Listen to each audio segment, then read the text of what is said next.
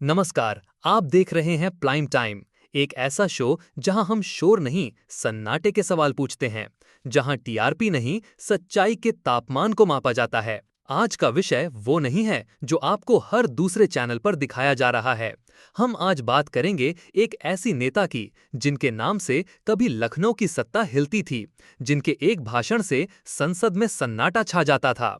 हम बात कर रहे हैं बहुजन समाज पार्टी बीएसपी की मुखिया और पूर्व मुख्यमंत्री मायावती की। एक नेता, एक प्रतीक, एक आंदोलन और आज एक चुप्पी।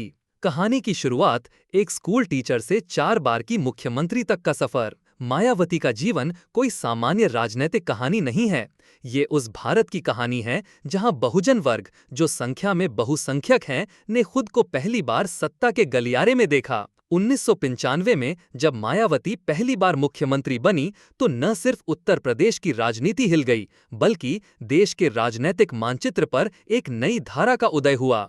एक दलित महिला मुख्यमंत्री बनी, वो भी सबसे बड़े राज्य की।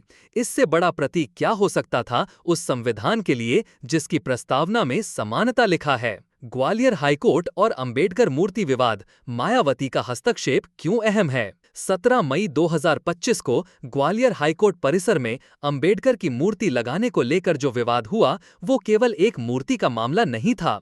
ये दरअसल उस गहरी सामाजिक खाई की परछाई थी जिसे हम आज भी भर नहीं सके हैं। जब मूर्ति विरोधी गुट में कोर्ट परिसर में झंडा फहराकर स्थापना को रोका और भीम आर्मी के कार्यकर्ता सड़कों पर उतर आए, तो एक आवाज आई जो किसी न्यूज रूम की हेडलाइन नहीं बनी, पर उसकी गूंज संविधान की दीवारों से टकराई। वो आवाज थी मायावती की। उन्होंने इसे जातिवादी मानसिकता का परिचायक कहा और सीधे राज्यपाल, मुख्यमंत्री और हाई कोर्ट से हस्तक्षेप की मांग की। अब सोचिए, अगर यही बयान किसी और राजनीतिक दल के नेता ने दिया होता तो क्या न्यूज चैनलों पर विशेष डिबेट ना चल रही होती?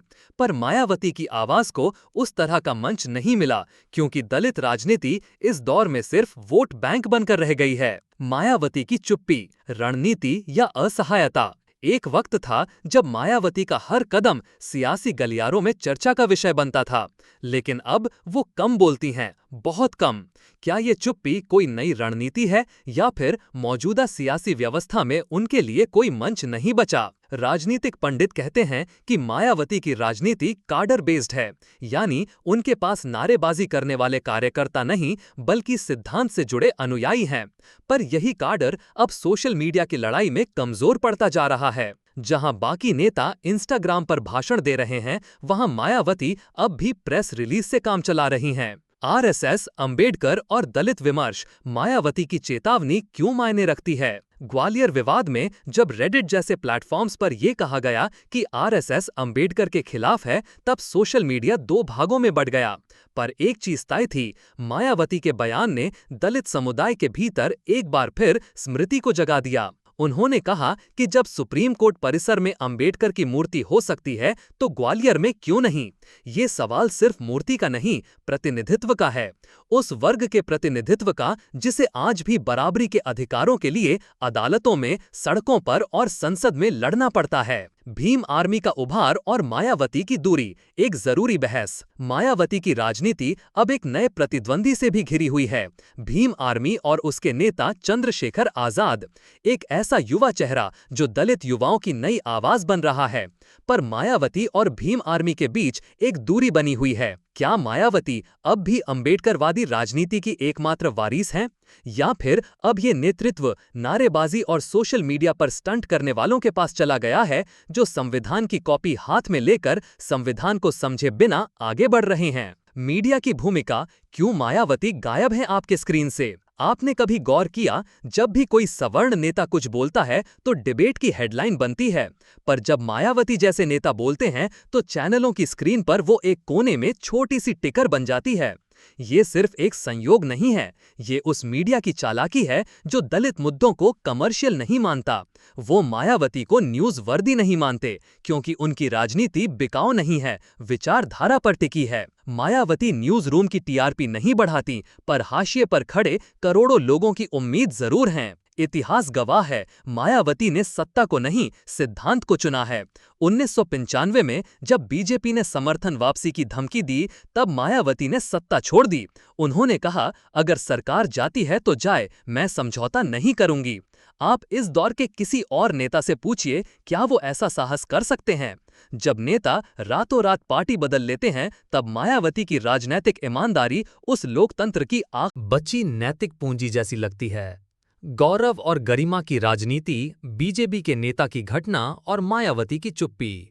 जहां एक तरफ ग्वालियर में अंबेडकर की मूर्ति पर राजनैतिक घमासान चल रहा था, वहीं दूसरी तरफ दिल्ली मुंबई एक्सप्रेसवे पर भाजपा समर्थित पंचायत नेता के पति का आपत्तिजनक वीडियो वायरल हो रहा था। मायावती ने इस मुद्दे पर कोई बयान नहीं दिया, पर क्या जरूरत थी? जब संविधान की आत्मा को ठेस पहुंचती है, तब उसकी चीख मायावती के बिना भी सुनाई देती है, अगर आप उसे सुनना चाहें तो। मायावती, एक विचार जो कमजोर नहीं हुआ, बस शांत हो गया।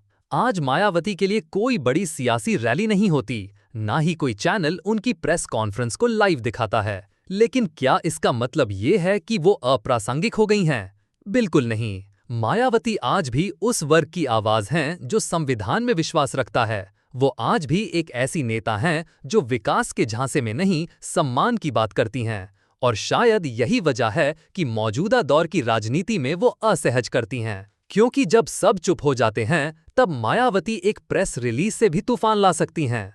मैं था, हूं और रहूंगा, क्योंकि किसी को तो बोलना होगा उन लोगों के लिए जिनकी आवाज अब भी सिस्टम में गूंजती नहीं। मायावती सिर्फ एक नेता नहीं, लोकतंत्र की अनसुनी दस्तक हैं। नमस्कार।